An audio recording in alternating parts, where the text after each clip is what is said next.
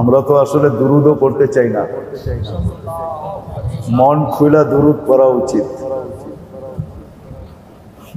ওইদিকে গেলে সময় অনেক চলে যাবে। আমাদের জয়েন্টে জয়েন্টে এখন যে সবারই ছোট হোক আর বড় হোক জড়তা, সবাই বলে এরকম কোনো মানুষ নাই যার জয়েন্টে জড়তা নাই। জড়তা বোঝেন তো? হয়তো হাত ভালো মতে কাজ করে না, কখনো পাও করে না, কখনো ব্রেন করে না, কখনো কোমর করে না। এটা না করার সবচেয়ে বড় কারণ হলো আমরা দুরুদে বখিল। আর বখিল যে হয় তার হাত কখনো প্রসারিত থাকে না, চাই সেটা স্ত্রী হোক চাই সন্তান হোক। বখিলের হাত সবসময় গুটানো থাকে। বখিলের হাত বোঝেন? বখিলের হাত কিন্তু সবসময় গুটানো থাকে। স্ত্রীর জন্য খোলে না, সন্তানের জন্য খোলে না। এমনকি ঘরের মানুষগুলো বলতে থাকে, বাবা তুমি বখিল আমাদের জন্য হইলা কেন? অন্যের জন্য হইলা ভাবলাম ঠিক আছে, কিন্তু আমাদের জন্য কেন তুমি বখিল? হাত কেন খুলতে চাও না? আর যে বখিল না তার হাত সদা সর্বদা প্রসারিত থাকে। তো বখিলের হাত যেরকম গুটানো থাকে, সম্প্রসারিত হয় না, খোলে না, আমরাও দুরুদের ব্যাপারে বখিল বিদায় আমাদের জয়েন্ট গুলা খোলে না। রাগ হয় না? আমরা আল্লাহ রসুলের নাম শুনি, মোহাব্বত করি বলে, কিন্তু মন খুলা দুরুদ পড়তে চাই না। মন খুলা যদি দুরুদ পড়া হয় তাহলে ইতিহাস বা কিতাব বা মানুষের জীবনী ঘাটলে দেখা যায় যে দুরুদের ভিতরে বিরাট বড় তাসির আছে, তাসির, ক্রিয়া আছে, এফেক্ট হয়। আজকে আমরা মন খুলে দুরুদ পড়তে পারি না। যেখানেই রাসূলুল্লাহ সাল্লাল্লাহু আলাইহি ওয়াসাল্লাম নাম আসে সবাই বলে মনে মনে পড়ি। না না, এটা মনে মনে পড়ার জিনিস না, এটা তো মন খুলে পড়ার জিনিস। এটা যত পড়বে ততই, একটা কথা রাগ হয় না, কথার মোড় অন্যদিকে চলে গেল আপনাদের চুপ থাকার কারণে। আমরা যখনই মসজিদে ঢুকি তখনই কিন্তু একটা দোয়া পড়ি। কি দোয়া পড়ি? আল্লাহুম্মা ইফতাহ লি আবওয়াবা রাহমাতিক। আল্লাহ রহমতের দরজা যেন আমার উপরে খোলা থাকে। এটাই মনে হয় এটা স্বাভাবিক অর্থ। রহমতের দরজা যেন আমার উপরে কখনো বন্ধ না হয়। এখন যদি আল্লাহকে প্রশ্ন করি, আল্লাহ সদা সর্বদা রহমত বর্ষিত হোক, এটা বুঝবো কি করে? তো আল্লাহ বলতেছে, আমার বন্ধুর উপরে একবার দুরূদ পড়বে, আমি 10 বার রহমত পাঠাবো। তাহলে 100 বার পড়বে, কয়বার আসবে? 1000 বার পড়বো, কয়বার আসবে? 10,000 বার পড়বো, কয়বার আসবে? 24 ঘন্টায় তো এত রহমতের প্রয়োজন নাও হইতে পারে। মনে হয় বুঝাইতে পারি না। রহমত যে চাইলাম, আল্লাহুম্মা ইফতাহ লি আবওয়াবা রাহমাতি, একটু বিবেক দিয়া বাবা উচিত। আল্লাহ বিবেক মানুষকে বুদ্ধি, বিবেক, বিদ্যা এই জন্য দেন নাই, এসব কিছু এই বস্তুর পিছে লাগায় দিবে, নিজের পিছে মোটেই লাগাবে না। আজকে আমরা সারাদিন দুনিয়ার পিছে লাগাইতেছি।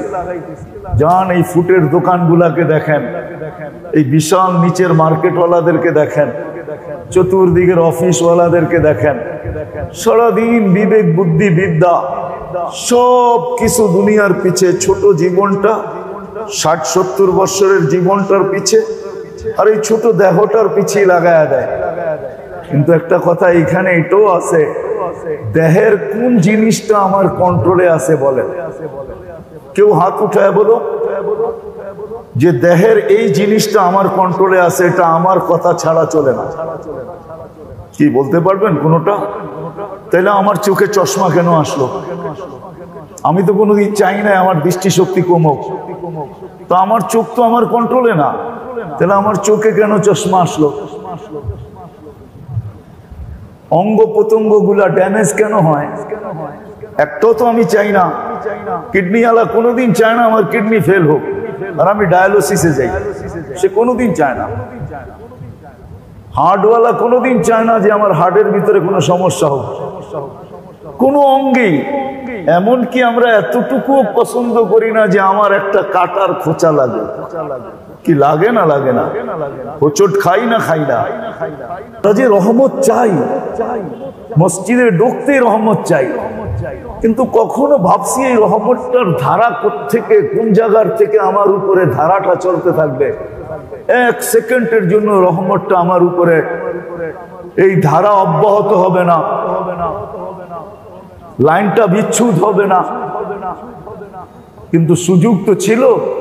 আল্লাহ তো বলেই দিছেন, আমার বন্ধুর উপরে একবার দুরূদ করবে, আমি 10 বার রহমত পাঠাবো। তোমার রহমত কত প্রয়োজন বলো। কিন্তু এইখানেই তো আমরা বখিল, যার কারণে আমাদের অঙ্গ প্রত্যঙ্গ গুলা সব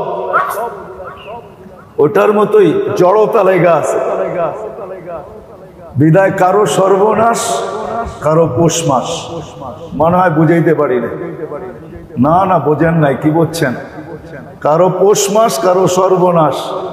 দেখা যাইতেছে মেডিসিনওয়ালাদের পৌষ মাস, ডাক্তারদের পৌষ মাস, যদি ওরা বিরুদ্ধে চলে যাবে। সারাদিন ওষুধ খাইতেছি, ডাক্তার দেখাইতেছি, কিন্তু এটা কোনোদিন ভাবি নাই যে রহমতের ধারা আমার উপরে চলতে থাকলে আমার শরীরের সব জড়তা দূর হয়ে যাবে। কেননা একমাত্র রহমতের দ্বারাই তো এটা পরিচালিত। আল্লাহ এক জায়গায় বুঝাইছেন, রহমতি ইলাইকা নাজিল। ও মানুষ, 24 ঘন্টা আমার রহমত তোর উপরে বর্ষিত হয়। যদিও নাকি মাসিয়াতুকা ইলাইয়া সাঈদ, 24 ঘন্টা তোর নাফরমানি আমার দিকে উঠতে থাকে। তুই নাফরমানি সাপ্লাই দিতে থাকিস, আমি রহমত সাপ্লাই দিতে থাকি। তুই নাফরমানি করতে থাকিস, আমি রহমত পাঠাইতে থাকি।